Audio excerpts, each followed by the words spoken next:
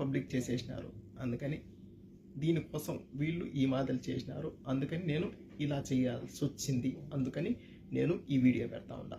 నేను చేసింది తప్పు, నేను ఒప్పుకుంటున్నా. చట్టాన్ని గౌరవించి నేను ఈ విషయం నేను పబ్లిక్ చేసి నేను లొంగిపోయేదానికి నేను వస్తా ఉంటా. నేను ఇండియాకు వస్తున్నా, నేను సరెండర్ అవుతా. ఓకే, నేను చేసిన తప్పే. కానీ నా బిడ్డకు ఈ మాదిరి జరిగింది, ఎవరు పట్టించుకోకపోవడం వల్ల నేను ఈ మాదిరి చేయాల్సి వచ్చింది.